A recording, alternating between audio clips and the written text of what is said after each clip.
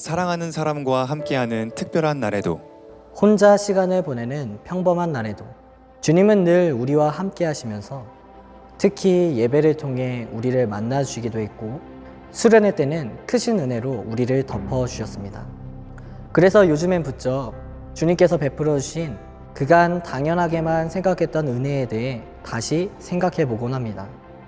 예배로 모이지 못하고 교회는 비었죠. 드림뉴스의 문도 열리지 않은 지 오래되었습니다. 우리가 누리던 당연한 것들, 아니 당연한 줄 알았던 것들은 언제 다시 우리에게 돌아오게 될까요?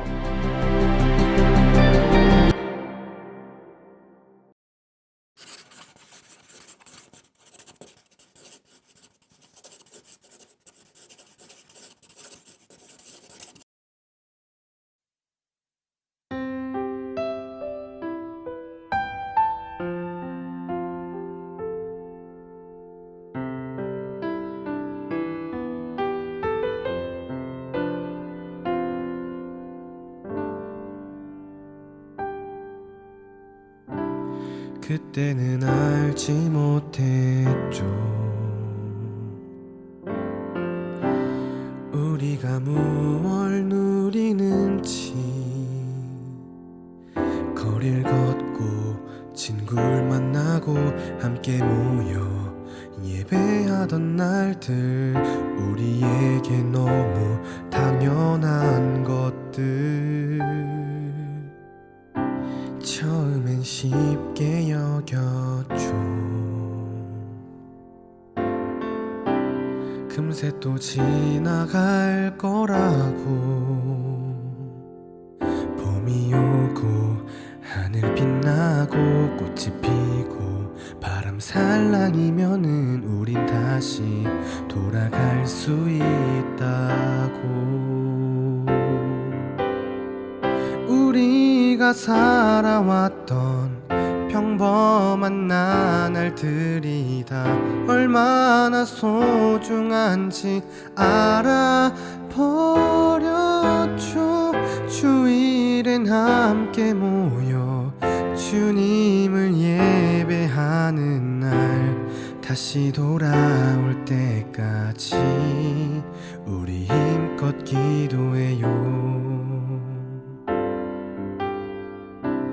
잊지는 않았잖아요.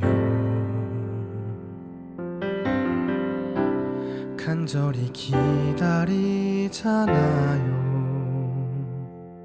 서로 믿고 함께 나누고 찬양하며 같이 예배를 드리던 우리에겐 너무 소중한 것들. 우리가 살아왔던 평범한 나날들이 다 얼마나 소중한지 알아버렸죠. 주일엔 함께 모여 주님을 예배하는 날, 다시 돌아올 때까지 우리 힘껏 기도해요.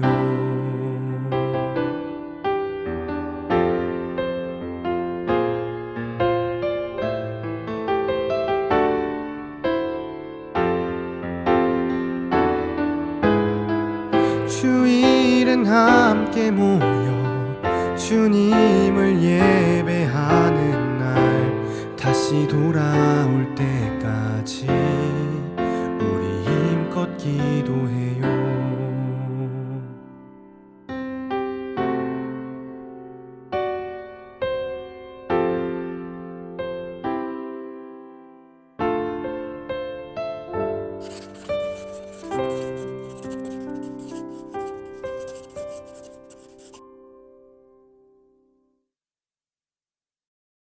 네, 여러분 처음에 박보검을 좀 따라해봤는데 미안해요. 자, 사과부터 할게요. 당연한 것들이 언제 돌아오냐고요? 네, 드디어 다음 주에 돌아오게 됩니다.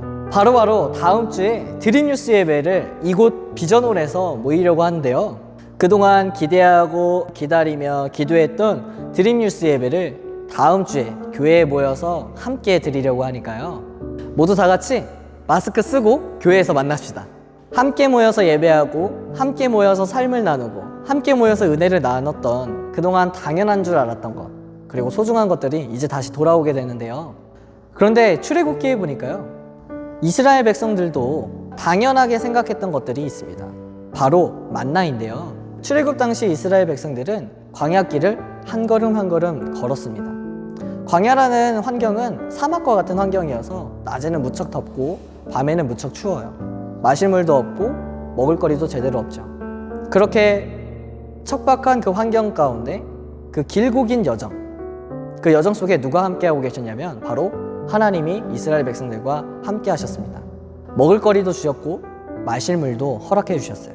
그렇게 출애굽 여정을 가만히 살펴보면요, 마찬가지로 우리의 믿음의 여정도 비슷하진 않을까라는 생각을 해봐요. 하나님의 도우심 없이는 한 걸음도 나아갈 수 없는 여정, 그것이 바로 우리들의 믿음의 여정은 아닐까 하는 생각을 해봅니다. 그런데 그 출애굽 여정 속에서 이스라엘 백성들은요, 만나를 처음 경험했을 때 뭐라고 고백했냐면 이렇게 고백합니다. 만후, 도대체 이게 무엇이냐? 라고 고백한 거죠. 그동안 듣도 보도 못한 그 기적이 눈앞에 펼쳐졌을 때 감사하면서 깜짝 놀라면서 고백했습니다.